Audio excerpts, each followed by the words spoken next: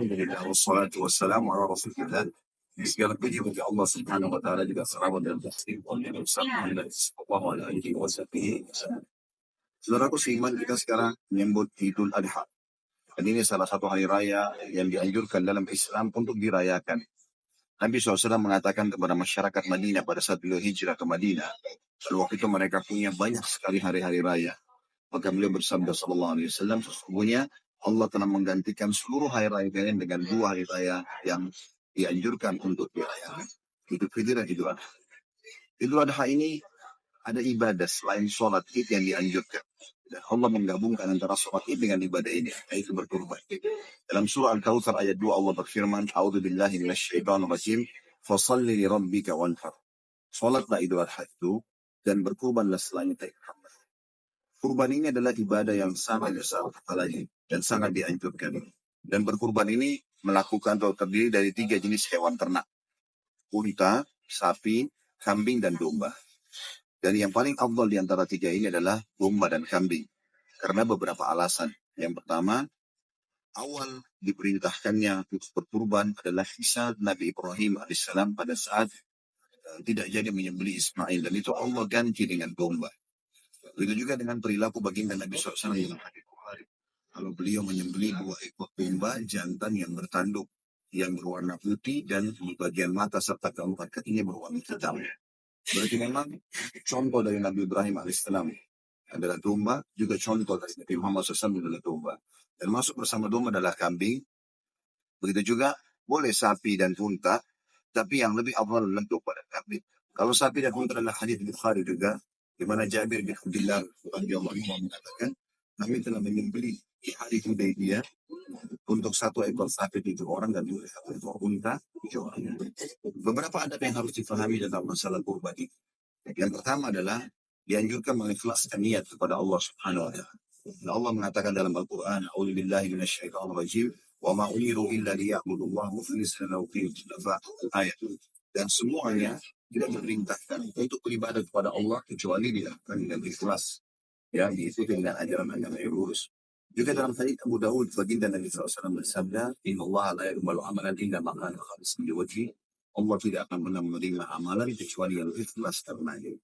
Jadi poin pertama dari ikhlas ini adalah poin yang paling penting dalam setiap ibadah kepada Allah SWT agar Allah menerimanya. Yang kedua adalah bagaimana memilih hewan yang terbaik. Hewan yang terbaik artinya sampai umurnya dan bebas dari cacat. Kalau domba sama kambing, domba sama kambing itu minimal 1 tahun. Ada sebagian pendapat mengatakan kalau domba masih bisa 6 bulan, kambing harus 3 tahun. Kemudian sapi 2 tahun dan unta 5 tahun. Sementara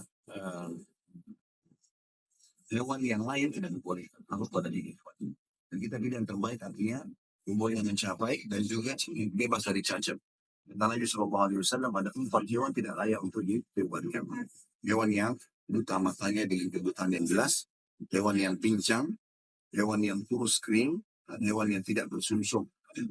Maka ini semuanya dilarang oleh Nabi SAW. Makanya kita memilih yang terbaik. Para sahabat ridwanullahi alaihim, mereka bahkan membeli domba 6 bulan sebelum Idul Adha. Lalu mereka menentukan hewan tersebut, lalu kemudian mereka pun membeli di hari Adha dalam kondisi hewan itu sempurna. Itu yang kedua. Yang ketiga, menajamkan pisau yang dipakai untuk menyembelih. Sebagaimana sabda Nabi SAW dalam hadis sahih, Allah memerintahkan kalian berbuat kebaikan dalam setiap keadaan. Dalam setiap keadaan. Kalau kalian harus membunuh di medan perang, membunuh musuh, bunuhlah dengan cara yang baik. Bunuh dengan cara yang baik artinya setelah membunuh tidak, setelah menusuk tidak boleh ada mutilasi, tidak boleh membakar. Dalam hadis lain kata Nabi SAW, jangan kalian membakar milik kalian, karena tidak boleh membakar kecuali pemilik api itu, maksudnya Allah Subhanahu wa taala. Kalau Nabi SAW memberikan hadisnya, dan kalau kalian menyembelih dengan cara yang baik, tajamkan pisau-pisau kalian dan buatlah hewan ternak kalian atau hewan turunan kalian tenang. Kemudian juga termasuk adabnya adalah tidak boleh memperlihatkan pada saat pemilihan terjadi hewan yang tidak disembelih melihat hewan yang disembelih. Dan ini anjuran Nabi SAW. Karena dia akan stres hewannya dan akan berpengaruh pada kualitas daging. Termasuk tidak boleh mengasah pisau di depannya. Di dalam sebuah hadis yang sahih, Nabi SAW pernah melewati seorang sahabat yang membaringkan tumbalnya, kemudian menginjak kakinya di lambungnya. Dan dia mengasah pisau sambil kambing itu melihat ke arah itu. Maka Nabi SAW bersabda, apakah tidak, kenapa kau tidak lakukan sebelumnya? Apakah kau akan membunuhnya berulang kali? Dalam riwayat yang lain, Umar bin Khattab radhiyallahu anhu pernah menunjukkan ada seseorang yang menyeret domba dengan kerasnya sehingga domba itu teriak-teriak pada sampai di sini. Maka Umar mengatakan radhiyallahu anhu, apakah itu orang yang membunuhnya dua kali? Bagaimana kita harus membuat hewan itu tenang, tidak boleh dikagetkan, tidak boleh dikasari, itu termasuk adab. Termasuk adabnya adalah pada saat disembelih maka membaca Bismillahirrahmanirrahim sambil menghadapkan hewan kurban ke arah kiblat. Kalau untuk diri sendiri kita mengatakan Allahumma hadza bika wa minka, Allahumma taqabbal ini. Yang artinya dengan namamu ya Allah, Allah Maha Besar, ini darimu dan untukmu. Maka terimalah darinya. Kalau untuk dia pribadi dan keluarganya, sebagaimana disebutkan dalam hadis Abu Ayyub Al-Ansari radhiyallahu anhu dalam hadis Bukhari Muslim, boleh seekor domba atau kambing untuk satu keluarga. Beliau mengatakan, dulu di zaman Nabi SAW, seorang laki-laki menyembelih seekor domba atau kambing, itu untuk dia dan keluarganya. Maka dia mengatakan, Allah Bismillahirrahmanirrahim, dengan nama Allah, Allah Maha Besar, Allah Maha Dzabika wa Minka, ini darimu dan untukmu, Allah Mataqabbal minni wa ahli bait. Terimalah ini ya Allah dariku dan juga keluarga. Sementara kalau dia ingin menyembelih untuk orang lain, dia juga mengatakan Bismillahirrahmanirrahim. Ketika kita misalnya ke masjid, ke lembaga-lembaga yang sudah membuat program itu, maka orang yang menyembelih menerima nama orang yang akan menyembelih atau orang yang niat untuk menyembelih. Jadi dia mengatakan misalnya Bismillahirrahmanirrahim, Allahumma hadza minka wa bika wa taqabbal anni. Terimalah dari lalu disebutkan nama orang. Misalnya Pak Ahmad dari katakan An Ahmad atau Ahmad dan keluarganya An Ahmad wa Ahmad. Bisa juga digunakan bahasa Indonesia pada saat penyebutan nama dan keluarga. Insya Allah sudah mendapatkan pahala itu. Sunnah kita di sini masuk kalau seseorang bisa menyembelih sendiri, maka itu sangat baik. Dia menyembelih sendiri karena Nabi SAW mempraktikkan dengan menyembelih sendiri. Satu waktu beliau pernah menyembelih 6 ekor, 15 ekor beliau sendiri dengan tangannya, dan 50 ekor itu disembelih oleh Nabi Bukhari.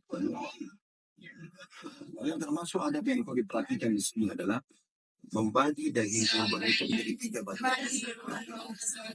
Sepertiganya itu untuk keluarga, sepertiga untuk orang terdekat, dan sepertiga lagi itu untuk dibagikan secara umum. Kita sebuah hadis tentang suatu sahabat membagi sepertiga untuk keluarga, sepertiga untuk beliau bagi-bagi orang kita sepertiga dibagi umumnya. Ini termasuk adab yang sangat baik untuk diamalkan. Semoga bisa diamalkan insyaAllah. Subhanakallahumma bihamdika. Asyhadu an la ilaha illa anta astaghfiruka wa atubu ilaik. Assalamualaikum.